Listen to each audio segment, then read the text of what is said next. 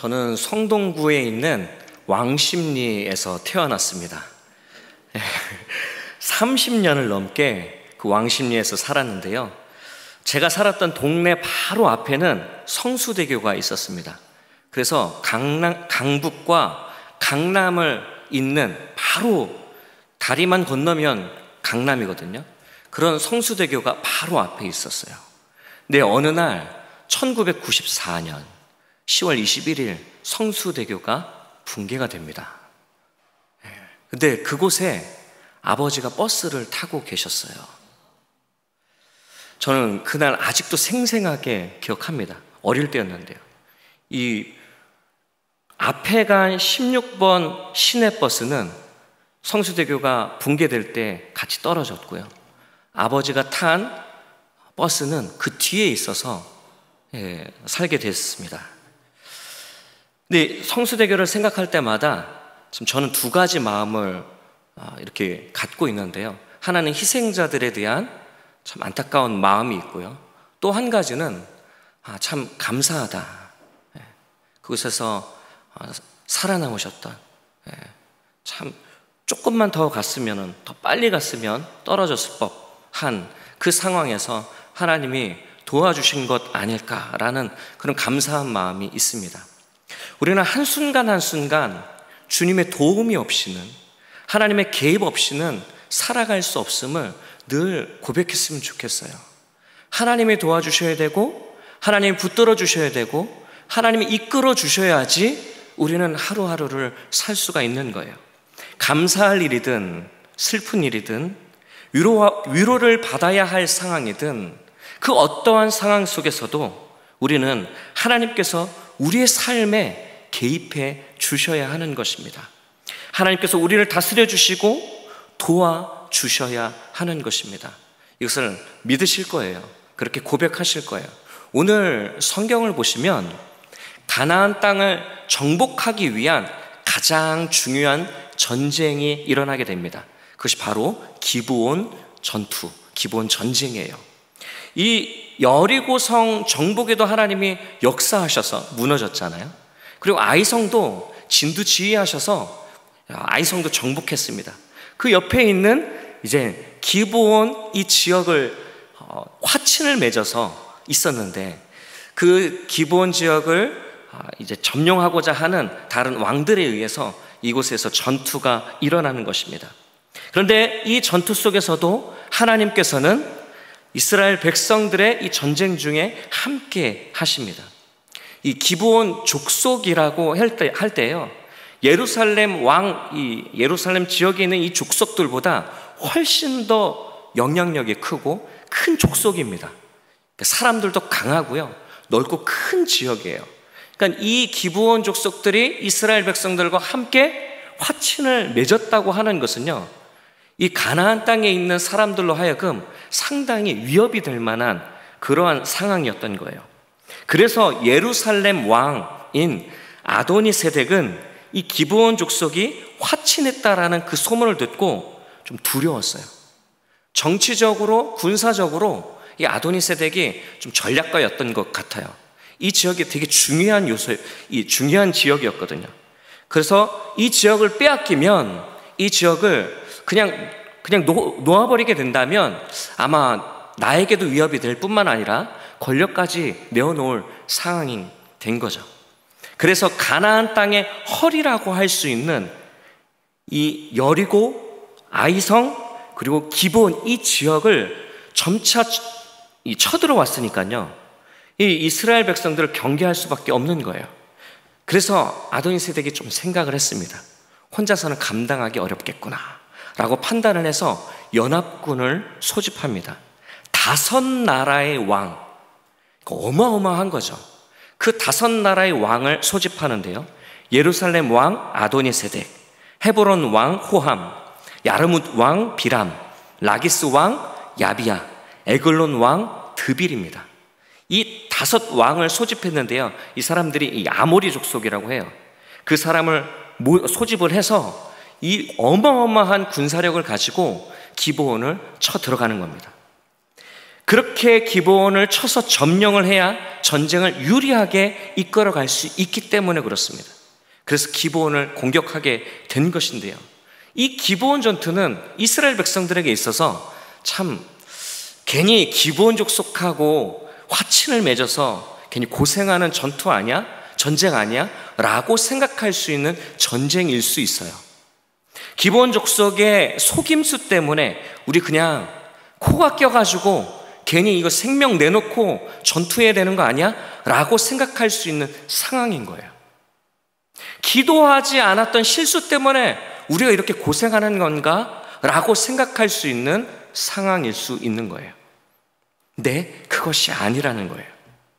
기브온 사람들 때문에 혹 붙인 경우가 아니라요, 하나님은 이 전투를 통해서 알려주고 싶은 것이 있습니다. 첫 번째로는 기브온 전쟁은 가나안 땅 정복을 위한 교두보라는 것입니다. 교두보란 교량과 같이 어떤 길목에 진입하기 위해서 필요한 발단이기도 하고요, 군사적으로는 전략적으로 아주 중요한 구역이고 적지에 공격해 들어가기 위해서 마련된 발판이 되는 공간입니다. 그러니까 이 기브온 전투라고 하는 것은 이 가나안 땅의 허리를 딱 치고 난 다음에 남과 북을 나누서요, 남쪽 점령을 하고 북쪽 점령할 수 있는 교두보가 된다는 거예요. 이 지역을 점령하지 않고는 남과 북이 연합해서 이스라엘을 칠 수도 있기 때문에 이것은 가장 중요한 요충지인 거예요. 그래서 이 전투가 아주 전략적인 역할을 하게 되는 것입니다. 기브온 성읍이라고 했을 때요, 팔레스타인 중부와 남부로 들어가는 길목에 있기 때문에 아주 중요한 위치라는 것입니다. 그래서 이 중요한 전쟁 속에서 이스라엘 백성들은 알지 모르겠어요. 그냥 도와달라고 해서 달려갔는지도 몰라요. 그러나 하나님은 그 전쟁을 통해서 확실한 이 정복을, 이 기브온 땅을 확실히 보호하면서요, 이제는 점차적으로 더 열렬히 이 가나안 땅을 점령해 가기 위한 발판으로 삼으신 거예요. 그런 것처럼 이스라엘 백성들에게 있어서 이 기브온 전투가 중요한 것처럼요, 우리의 삶에 있어서도 영적 교두보가 되는 아주 중요한 것이 있다라는 거예요. 이것을 우리가 정복하지 않고는, 우리가 이것을 붙들지 않고는 패배할 수밖에 없는 것이에요. 그것은 바로 예배라는 것입니다. 목숨을 걸고 사수해야 할 전략적인 장소가 이스라엘 백성들에게 있어서는 기브온 땅이었는데 우리에게 있어서는 예배라는 것이에요. 예배는 세상에서 승리하기 위한 영적 교두보라는 것입니다. 이 예배에서 패배하게 되면 끝인 거예요. 승리는 물 건너간 거예요. 아무리 능력이 있어도 소용이 없습니다. 세상을 이길 수 있는 완벽한 인간적인 지혜가 있다 할지라도 무슨 유익이 있을까요?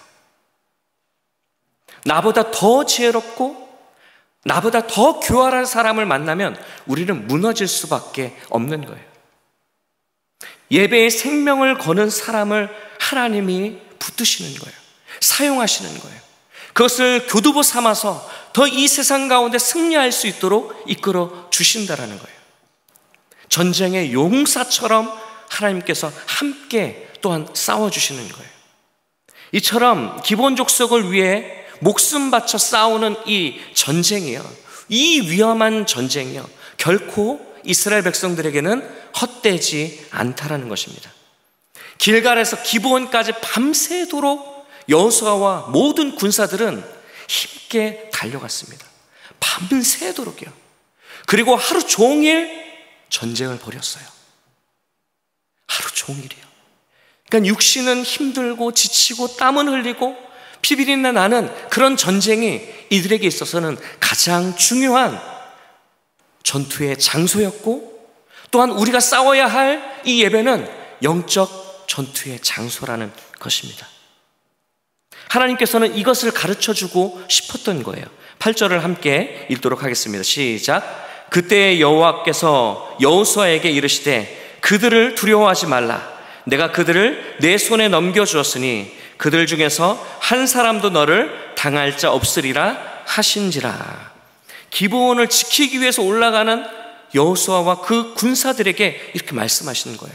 하나님이 말씀하셨어요. 그들을 두려워하지 말라고. 그 중에서 한 사람도 너를 당할 자가 없을 것이라고요. 하나님께서 받으시는 그 예배를 위해서 힘쓰고 애를 쓰고 이 예배를 사수하기 위해서 정말 힘을 다하는 그 영혼에게 하나님은 어떻게 말씀하실까요?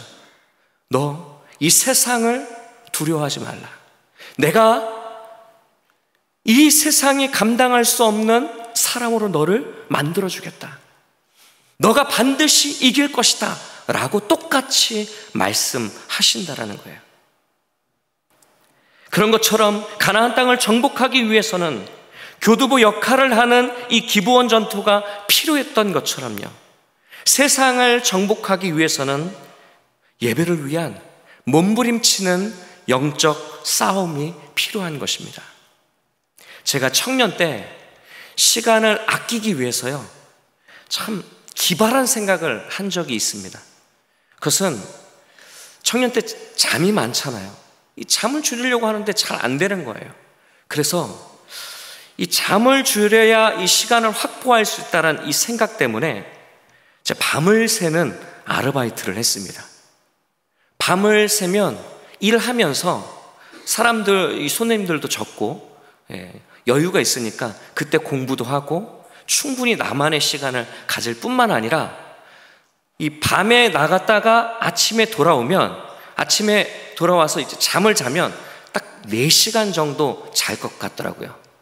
그래서 이 수면 4시간을 자고 하루를 또 지낸다면 나에게 정말 유익한 시간이 될 것이다 라는 청년 때에 아주 기발한 생각을 했습니다. 실제적으로 밤에 출근했다가 아침에 돌아와서 딱 자고 일어나면 1-2시 정도 됐어요. 그게 저는 너무 행복했었거든요. 그런데 주일이 됐습니다. 쉬는 날이 없기 때문에 토요일 저녁에 갔다가 주일 오전까지 일을 하고 나와야 됐어요. 되돌아왔는데 그때 이제 예배를 드려야 되잖아요. 그러니까 밤을 새고 난 다음에 예배 자리에 온 거예요. 어떻겠습니까? 잠을 못 잤는데 예배를 온전히 드릴 수 있을까요? 자꾸 졸리는 거예요. 5분을 못 버팁니다. 계속 조는 거예요. 그래서 제가 허벅지를 막 꼬집고요. 허벅지 꼬집고 막 머리 쥐어 뜯고 손바닥 막 손톱으로 막 누르고 하면서 예배를 드렸었어요. 그런데 예민하기만 하고 온전히 예배에 집중을 못하는 거예요. 그러니까 어떻게 했어요? 이 예배, 영적인 예배가 그냥 망가지니까 내 모든 계획들, 기발한 생각이라고 했던 것들이 다 무너져 버리게 되는 거예요. 이 한 가지를 놓친 것이 저는 저의 실수였던 것이죠.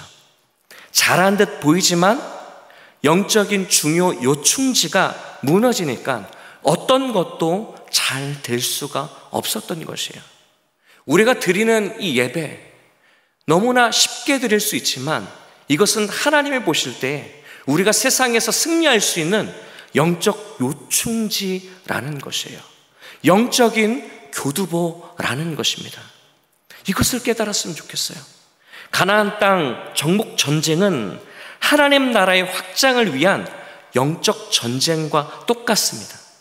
피 흘리기까지 싸우지 않으면 그냥 패배하는 거예요. 적당히 예배드리고 적당히 싸우고 적당히 하고요.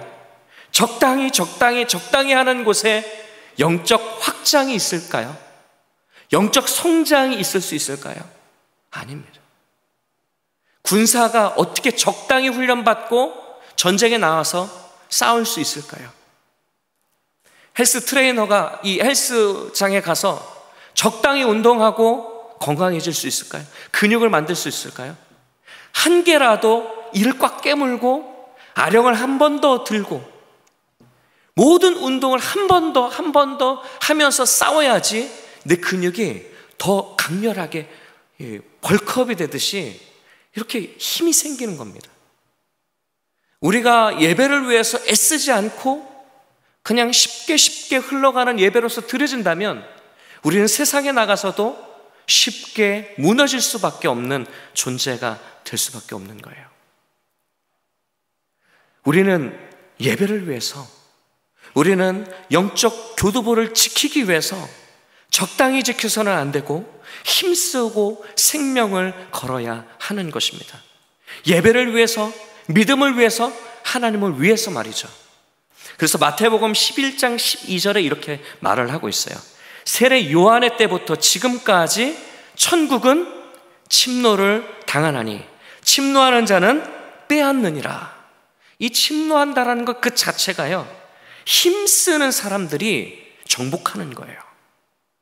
그냥 침략할 수 있을까요?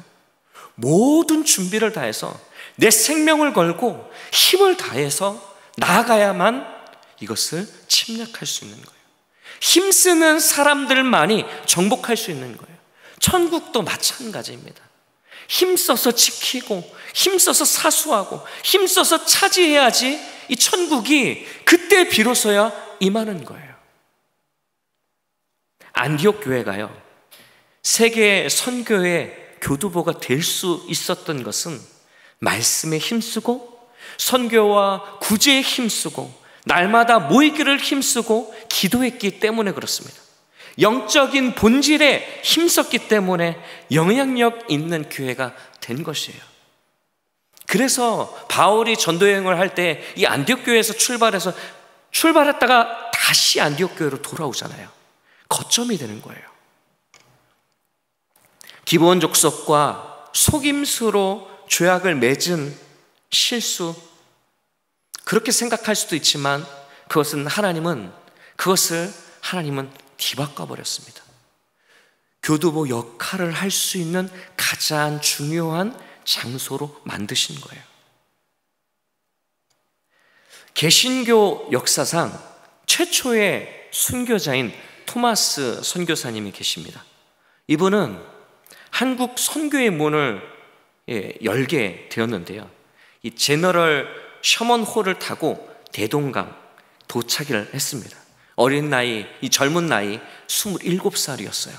근데 대동강에 도착하자마자 순교를 하게 됐습니다. 거기에 있는 그 무신이었던 조선의 무신, 이 쇄국 정책 때문에 외부 사람들이 못 들어오도록 정책을 막았거든요. 근데 무신이었던 박춘권이라는 그 사람에 의해서 칼에 찔려서 죽게 됩니다. 그런데요, 그때 죽기 직전에 성경책을 나눠줬어요. 얼마나 이 복음을 위해서 이 땅에, 이 조선의 땅에 이제 드디어 내가 이 땅을 밟으면 이 성경을 뿌리고 또한 성경을 가르치고 복음을 전해야지 라는 뜨거운 열정을 가지고 이 선교사님이 도착을 했는데, 수많은 성경, 이 많은 성경들을, 한문 성경을 가지고 왔을 거 아니에요. 그런데 처참히 대동강을 밟자마자, 이 항구에 내리자마자 죽게 된 것이에요. 근데 그때 이 성경을 이 박충건이라는 사람에게 전해줬거든요. 나중에 이 사람이 이 성경을 읽고 변화되어서 예수 믿는 사람으로 교인이 된 거예요. 그 외에 뿐만 아니라 어린 이 젊은 소년이 영문주사 박영식이라는 사람에게 성경책을 또 나눠줬거든요. 근데 이 성경의 이 종이가 너무 귀하니까 이 성경책을 한 장 한 장 뜯어서 집에다가 다 벽지로 붙인 거예요. 다 하나씩 다 붙인 거예요. 근데 나중에 그 성경책을 줬던 그 소년이 나중에 커서 이 집을 사게 되거든요. 이 집을 사게 되는데 이 집이 장대현 교회의 시작점이 되는 거예요. 그뿐만 아니라 또 한 명은 이 박춘건의 조카 이영태라는 사람은요, 이 박영식의 집, 이 벽지를 붙여놨잖아요. 성경책으로 가지고 벽지에 붙여놓은 그 성경을 집에 놀러 와서 보고 읽다가 마음에 감동을 받아서 변화되었고 예수를 믿게 되었다고 해요. 토마스 선교사님이 한 일이 무엇이 있을까요? 없어요.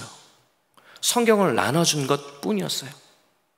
그 젊은 그 청년의 날에 큰 꿈을 가지고 조선의 땅을 밟았는데 그것은 아무 일도 이루지 못한 그냥 죽음이었습니다. 순교였어요. 그러나 하나님은 이 한 사람을 통해서 일하시는 거예요. 이 한 사람을 통해서 교두보 역할을 해서 벌써 언더우드 아펜젤러 선교사님이 들어오시기도 전에 성경을 사람들이 다 접하고 읽고 변화되었다라는 거예요. 하나님이 이렇게 작용하시고 이렇게 일하시는 거예요. 그러니까 우리에게 있어서 어떤 일들이 교두보 역할을 할 수 있는지 아무것도 모르는 거예요.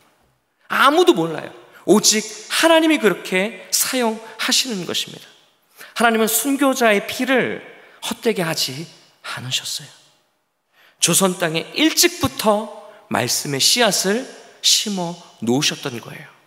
하나님은 이렇게 우리 삶에도 역사하십니다.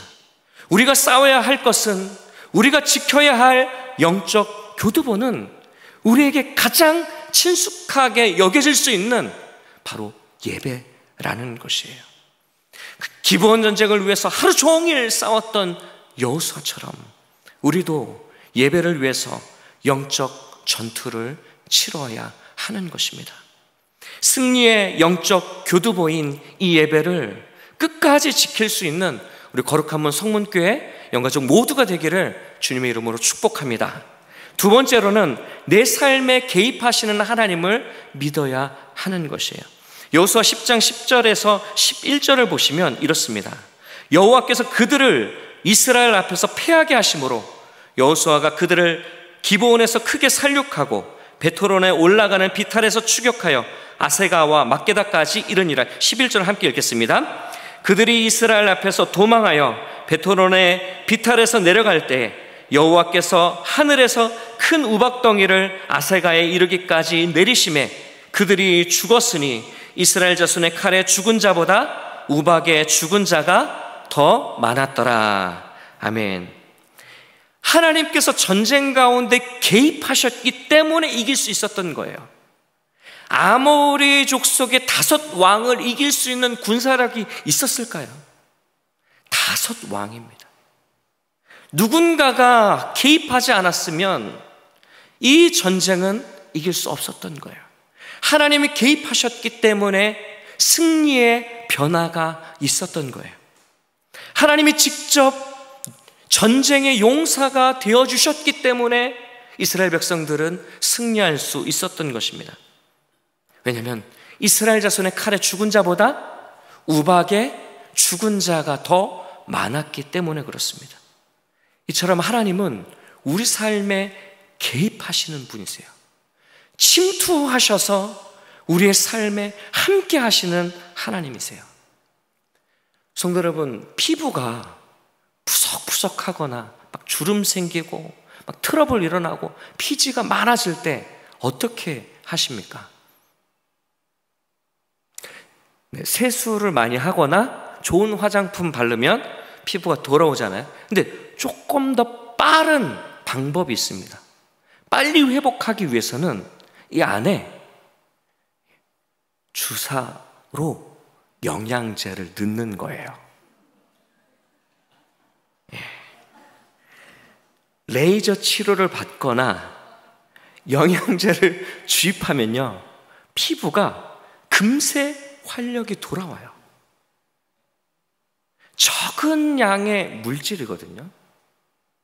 적은 양의 물질을 인위적으로 이 안에 주입을 하면 피부가 갑자기 푸석푸석한 피부가요, 갑자기 물광 피부가 되는 거예요. 반짝반짝한 피부가요. 근데 피부에도 적은 양의 영양제가 공급되면 변화가 있잖아요. 근데 우리 삶에 전지전능하신 하나님, 창조주 하나님이 우리 삶에 개입하고 계시다면 우리의 삶은 어떻게 변할까요? 진짜 이것을 믿는다면 어떻게 변할까요?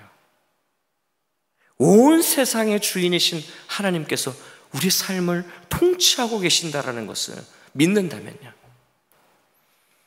세상을 두려워하지 않을 거예요. 오직 담대한 마음으로 살 거예요. 윤기가 흐르는 물광 피부처럼요, 내 삶도 반짝반짝해질 거예요. 여러분 믿으십니까? 저는 이것을 믿습니다. 하나님이 개입하시는데 두려울 것이 없는 거예요. 성경에는 사소한 내용들이, 이야기들이 좀 많이 있어요. 쇠도끼, 열왕기 하 6장에 보면 쇠도끼 잃어버린 내용도 나오거든요. 그것을 되찾는 이야기도 나오잖아요. 왜 이런 사소한 이야기들을 성경은 말하고 있는 것일까요? 사소하게 보이는 내 삶에 하나님은 한 가지 한 가지 아주 작은 일이라 할지라도 다 개입하고 다 살펴보신다라는 거예요. 한 가지도 빠짐없이요. 그래서 우리는 침실에서 몰래 얘기하는 이야기도 하나님이 들으시는 거예요. 남 얘기하는 것도 다 들으세요. 누구 흠 잡는 얘기하는 것도 다 들으세요. 가장 은밀한 마음, 은밀한 장소, 은밀한 곳까지도 하나님은 알고 계시는 거예요. 다 간섭하고 계시는 거예요. 모든 삶을, 모든 면을 다 살피시고 터치하시는 분이 우리 하나님이신 거예요. 살다 보면 우리는 좀 자주 두려움이 자꾸 찾아와요. 내 마음에 믿음이 자꾸 이렇게 흔들리도록 찾아오고, 하나님께서 꼭 아무 일도 안 하시는 것처럼 느껴지고, 나만 손해보는 것 같고, 나만 상처받고, 나만 힘든 것 같고, 왜 하나님은 날 도와주시지 않는 것 같은 마음이 든다라는 거예요. 그리고 최악의 시나리오를 묵상하면서 계속 꼬리에 꼬리를 물고 늘어지는 그 염려가요, 자꾸 나를 괴롭힐 때가 있어요. 내 삶에 진짜 하나님이 개입하시는가 생각할 때가 있다라는 거예요. 근데 성경을 보면, 에스더서를 보면요, 66권 중, 성경 66권 중에 유일하게 하나님이라는 단어가 나오지 않아요. 그런데 하나님은 그 역사 속에서 에스더와 모르드게를 통해서 이스라엘 백성들을 구원합니다. 보이지 않는 손길로 개입하셔서 역사하시는 거예요. 우리가 하나님을 못 느낄 뿐이지 하나님은 온 세상을 다스리시는 분이십니다. 하나님은 기본 전쟁 중에도 함께 하시는 거예요. 그런 것처럼요, 큰 우박 덩어리를 떨어뜨리는 거예요. 갑자기 떨어지는 그 우박 덩어리에 벌떼 같은 군사들이 다 죽어나간 겁니다.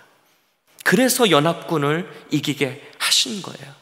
우리 성경을 보면서 내 삶에도 하나님이 이렇게 개입하시는구나, 내 삶에도 하나님이 이렇게 도우시는구나, 이것을 믿어야 할 줄로 믿습니다. 우리는 내 삶에 개입하시는 그 하나님께 어떤 반응을 그러면 보여야 할까요? 그것은 여호수아처럼 똑같이 선포하는 것입니다. 여호수아 10장 12절을 함께 읽겠습니다. 시작. 여호와께서 아모리 사람을 이스라엘 자손에게 넘겨주시던 날에 여호수아가 여호와께 아뢰어 이스라엘의 목전에서 이르되, 태양아 너는 기브온 위에 머무르라, 달아 너도 아얄론 골짜기에서 그리할지어다 하매. 아멘. 누구에게 아뢰어 선포했습니까? 여호와께 아뢰어 이스라엘 목전 앞에서, 사람들 앞에서, 모든 사람들 앞에서 선포한 거예요. 담대히. 태양아 머물러라, 달아 너 멈춰라, 담대히 선포한 겁니다. 여호수아는 점점 전쟁을 하면서 느꼈을 거예요. 하나님이 전쟁의 용사로서 우리 전쟁 가운데 개입하셔서 싸우고 계시는구나. 이것을 아니까 점점 더 힘을 얻었던 거예요. 용기를 가졌던 것이고, 두려움은 사라지고 오직 담대히 선포할 수 있었던 것입니다.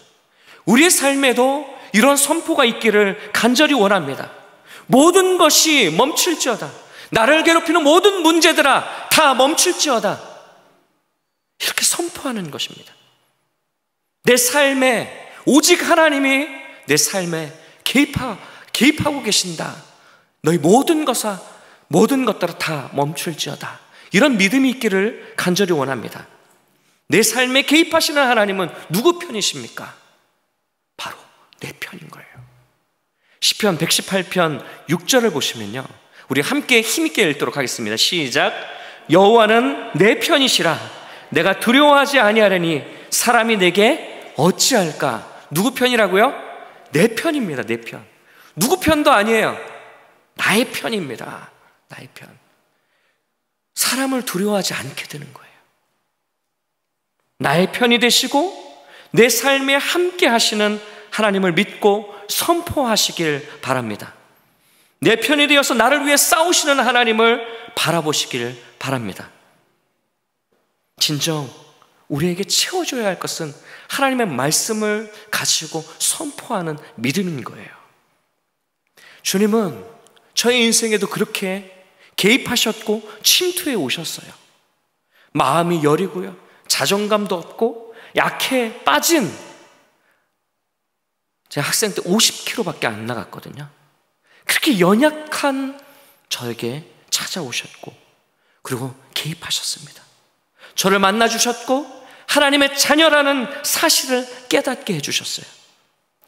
그리스도의 보혈로 의롭게 해주셨습니다. 하나님이 제 삶에 찾아오지 않으셨다면 저는 그냥 죄의 모습으로 살았을 거예요. 가장 가난할 때 찾아와 주셨고요, 하나님을 간절히 만나기를 원했을 때 하나님 만나 주셨고요, 제 삶에 개입해 주셨어요. 아니, 이전부터 개입하셔서 모든 계획들을 갖고 계셨어요. 너무 연약해서 나는 이제 쓸모없다고 느낄 그때에 늘 삶에 개입하셔서 저를 이끌어 주셨습니다. 그렇게 하나님은 한 번도 실수하지 않으셨어요.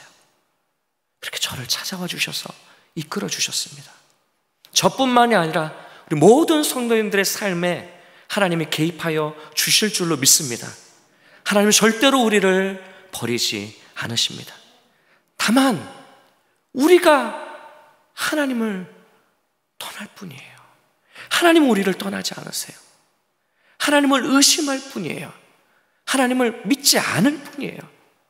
보이지 않아도, 느껴지지 않아도 이 믿음이 흔들리지 않기를 간절히 원합니다. 이 믿음이 꼭 있기를 바랍니다. 그리고 선포하시는 거예요. 그렇게 선포할 때 우리 하나님께서 큰 역사하심으로 우리가 보지 못했던 저 하늘에서 큰 우박덩이를 보내어 모든 문제들을 사라지게 하고, 나를 괴롭혔던 그 모든 아픔들을 다 무너뜨리고 오직 하나님이 우리를 살려주실 줄로 믿습니다. 승리케 하실 줄로 믿습니다. 우리는 지금까지 기브온 전쟁에 대해서 살펴보았어요. 이 기브온 지역은 가나안 땅 정복을 위한 교두보 장소였어요. 기브온 족속의 속임수 때문에 거대한 전쟁에 휘말렸던 것이 아니라 하나님의 큰 그림이 있었던 것이에요. 하나님께 물어보지 못한 한 번의 실수가 큰 화근이 되었구나, 이것이 아니라 하나님은 늘 우리의 삶에 개입하셔서 작은 것까지도 살피시고 이끄시는 하나님이시라는 거예요. 하나님 내 편이시기 때문에 우리는 이것을 믿고 늘 선포해야 하는 것입니다. 성문교회 연가족 모두가 주님의 함께 하심을 믿고 승리하며 살아가는 삶이 되기를 주의 이름으로 축복합니다.